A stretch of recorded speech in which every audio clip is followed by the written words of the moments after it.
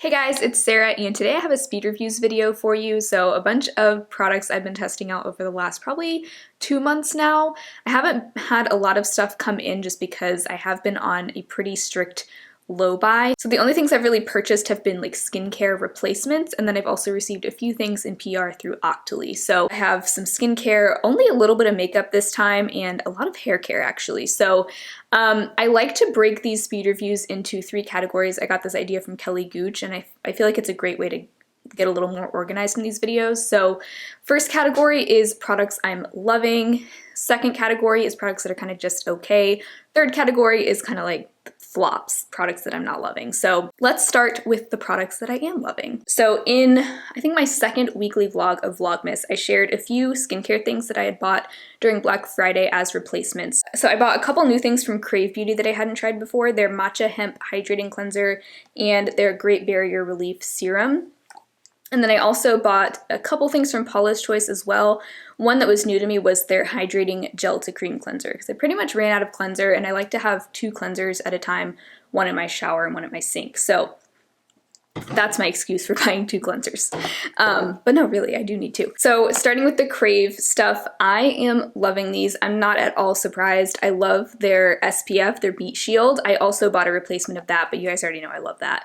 So their Matcha Hemp Hydrating Cleanser is basically meant to be a barrier-friendly, gentle, non-stripping cleanser is kind of how I interpreted that, and I would 100% agree with the claims. I think it's fantastic, super gentle. I do have kind of sensitive skin, and my skin is sort of normal to dry this time of year and acne prone.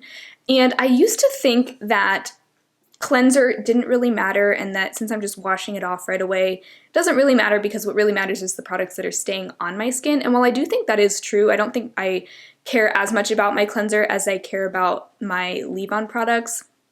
I do feel like a good cleanser makes a difference. Like, I did just recently use up the e.l.f. like $4 daily face cleanser, and that one was fine, but I feel like my skin is happier with a cleanser that is maybe slightly more intentional with its ingredients. This one also is like 4 times the price of the e.l.f. one, so you know, there is that trade-off, but I think I am becoming more willing to spend a little bit more on a cleanser is what I'm trying to say. This one I think is $16 at full price, which is kind of up there, but not crazy expensive, and you're getting 4.05 fluid ounces or 120 mils. So this one comes out as like a green gel, and the green is coming from the matcha. It also smells a little bit like matcha. There's no added fragrance, but it does smell a little bit like matcha, which I like, and it just feels incredibly gentle. It doesn't seem to irritate my skin at all. My skin does not feel very stripped after I've used this, and I kind of just like knowing that I'm using a cleanser that's very good to my skin. I don't really think you have to spend the money on this one, but it is really nice and I am really enjoying it. And this is something I can see myself purchasing over and over again. And then also their Great Barrier Relief Serum is meant to be a skin barrier repairing serum. It's supposed to be good for when your skin is feeling maybe sensitive or irritated or dry and you just need to kind of reset it. That's what this is for, and I think it does exactly that. It almost smells a little bit like maple syrup in a way. There's, again, no added fragrance, I don't think, to any of these Krave products, but it's got some really great ingredients in it. There's a few oils, rosehip oil, safflower oil, and tamanu oil, and then it also has vitamin B3, ceramides. I feel like it also gives my skin a little bit of a glow. I actually really like to use this in the morning after I have used my retinol serum the night before. I do feel like my retinol serum dries my skin out a little bit, maybe makes it a little more sensitive, and this kind of just like clears it up, makes my skin happy again. Yeah, really enjoying it, especially now as we're getting into the winter. My skin's a little bit more dry. And then the Paula's Choice Hydrating Gel to Cream Cleanser, I actually feel like this is very similar to the Matcha Hemp Hydrating Cleanser. This one does come with more product though. It has 6.7 fluid ounces, whereas the Matcha one is about 4 fluid ounces. And the Paula's Choice one is $2 more. It's $18 versus $16, so definitely a little bit of a better value. And I do feel like if you have a similar skin type to mine, you will also love this one. So it also comes out as a gel, and it kind of, oh, I forgot to say, both of these do foam up just a bit, almost like a creamy foam, so it doesn't really feel like it's really like drying out your skin. Again, this one is meant to reinforce your skin's natural moisture barrier. And yeah, I'm really enjoying this one too. I feel like I only need a little bit, and it doesn't irritate or strip my skin. So even though these are a little bit pricier than what I normally like to spend on a cleanser, I feel like my skin is appreciating the slightly better ingredients, I guess. Moving into some hair products I've been testing out. I've gotten a few things in PR from Octoly from the brand Eva NYC. So they did send I guess it's like a gift set that came with a mini of their therapy session hair mask. This tube is already cut open because we're almost finished with it. Their Main Magic 10-in-1 primer and their Freshen Up dry shampoo. So the one of those three that is in my love category is actually the therapy session hair mask. Now you may remember a couple of months ago I also got to try out the Amika Soul Food hair mask that I loved. That one we have used up. It was in kind of a small tube as well. I don't like the Eva NYC one quite as much, but I feel like it's very similar and it is a much better price. So like I said, we have this little mini tube and we're almost finished with it. Nathan went ahead and bought the full-size tub and I did not realize how huge the full size was. So this comes with 16.9 fluid ounces and it's only $14, which is a really good deal, I think, for that much product. And you can find it at Target. The aesthetic of Eva NYC was sort of reminding me a little bit of Amika. And I was looking at the ingredients and I was noticing that the ingredients of the mask and the dry shampoo were very similar between the two brands. And so I did a little bit of sleuthing online and found that I think Eva NYC and Amika are actually sister companies. So that would explain that, but Eva NYC is kind of like the drugstore priced sister of Amika. So interesting little tidbit there in case you are looking for maybe some cheaper alternatives to Amika. The reason why I love the Amika Soul Food mask so much is because it had the consistency of more like a regular conditioner, so it wasn't quite as heavy as a lot of hair masks. And with my fine hair, I felt like that was better for my hair than a lot of masks because it wasn't like really weighing down my hair and making my hair get like greasy more quickly. But it gave my hair a lot of moisture compared to a regular conditioner. So that was what I loved so much about the Amika one. This one, I will say, is a little bit heavier texture-wise than the Amika one, but I don't feel like it's weighing down my hair either. So while I do still prefer the Amika texture a little bit, I feel like this does a very similar thing for a much lower price. And I also saw that the full size of the Amika Soul Food mask is $28, so double the price of this, and it only comes with 8 ounces, which is less than half of what this comes with. So you're basically getting 4 times the value with the Eva NYC one, just some quick math for you there. So anyway, I think this is great. It smells so good, kind of a little bit of a vanilla kind of scent. So anyway, really enjoying that hair mask. I feel like I have been getting more into hair care recently, and I used to just not care about my hair products at all, and I'm really enjoying kind of testing out some maybe better quality hair products than what I was using in the past, which was not very much. The other thing from Eva NYC that I've been testing that is in my love category for this video is their City Grit Matte Texture Spray. So I've been kind of testing a few different hair texture sprays recently. You guys know I love the Dry Bar Triple Sec. I've been talking about this a lot. Great texture spray, but it is like $26. And then I've also been trying out, I haven't reviewed this on my channel yet, the Amika Un.Done Volume and Matte Texture Spray. So I feel like it'll probably be most helpful if I compare the 3 of these, since the Dry Bar Triple Sec is kind of like the one that I fell in love with first, and this is a good like point of reference. So what I love so much about this one is that, okay, first of all, it smells incredible. What I like so much about this is it feels very soft in my hair. A lot of texture sprays will give your hair kind of a gritty feeling, which is kind of what they're meant to do, because that's what gives your hair some nice volume and texture. What I like about this is it gives the volume and texture without feeling super hard or gritty in my hair. And then the Amika Un.Done one is, I think, very similar to the Dry Bar Triple Sec. It has that kind of classic Amika scent, similar scent to their Soul Food hair mask that I love. Great smell for hair products, in my opinion. It's kind of a little fruity. It just smells like a good like salon quality hair product. I don't really know how else to describe it. I feel like this one is very similar to the Dry Bar one, minus the scent difference. They're about the same price. The Amika one I think is $25. Dry Bar is $26, but you do get more product with the Amika. This one comes with 5.3 ounces, and the Dry Bar one comes with 4.2, so slightly better value. Now, I also am loving the Eva NYC one. This one is only $12, so much more affordable, But this one does give your hair kind of a gritty feeling. I'll use it now because I actually haven't put any texture spray in my hair yet, and I do want to at least show you one of these in action. I try not to use too much. This one also smells similar to me to the Dry Bar one, so that's a nice little bonus as well. So you can see, I feel like it does just give my hair a little bit of oomph and volume, but it does, I feel like I can just feel it. It's not quite as soft as the Dry Bar and the Amika one, but the effect is pretty much the same. So in the future, if I don't want to spend that much money, I will absolutely buy the Eva NYC one and be happy as well. So hopefully that clarifies my thoughts. That is everything in my loves category. Moving on to the just okay category. This is one that I actually bought months ago, like before I started my low buy. I bought this, I think, in August of this year, so it's just taken me a while to sort out my thoughts on it, but it's the Hourglass Ambient Lighting Powder in Diffused Light. So I have the mini of this, and it took me a while to really test this out because I was panning the Physicians Formula Healthy Powder, and so I just wasn't focusing on this. But ever since I used up that powder, spoiler alert, by the way, I did use up that powder. I don't think anybody's surprised though. I've been really trying to test out this powder some more, and I have pretty much stopped setting my entire face with powder. So I've mainly just been using this as an under eye setting powder. I have found that my skin looks so much better when I just skip powder on the majority of my face. I don't really feel like my skin needs it because it's not very oily. Mainly been using this as an under eye setting powder, and I like it. I don't feel like it's life-changing, and I do think, like, for the price, this needs to be life-changing.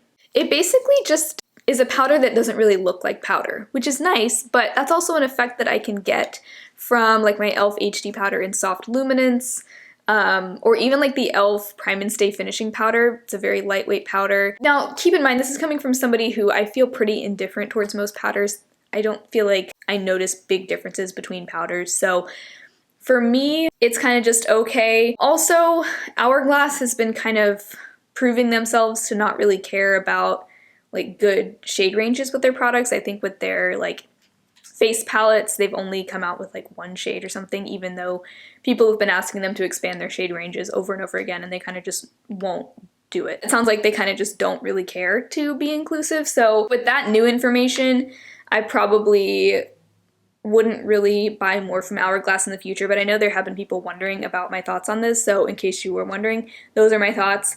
I kind of think it's just okay, but I don't mind having it. It's nice to have, I guess. I am wearing it on my under eyes right now.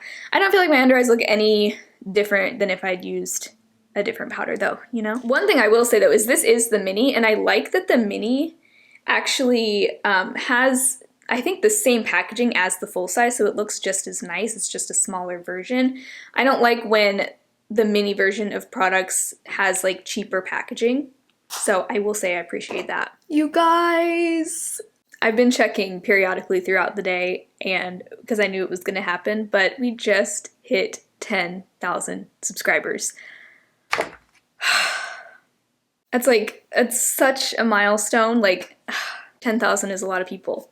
So, sorry to interrupt the video, but just want to say thank you for that, and wow, that just seems unreal. Another thing I received in PR through Octoly was the Glow Recipe Watermelon Glow Niacinamide Dew Drops. So this is the first thing I've ever tried from Glow Recipe. I think this is supposed to be a cross between makeup and skincare. So according to them, there's several ways that you can use this. You can use it as a serum underneath your moisturizer. You can use it as the last of your skincare routine as more of like a makeup primer.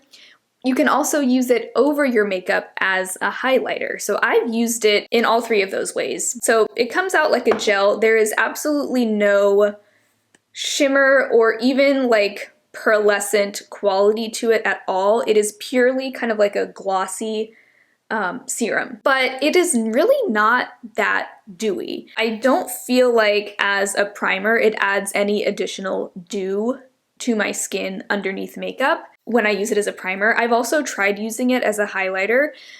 So this would basically just be like a purely glossy highlighter, there would not be any like reflective shimmer to it at all. When I tried that, it kind of lifted up my blush that I had already applied and made it look super patchy, so I did not enjoy it that way at all.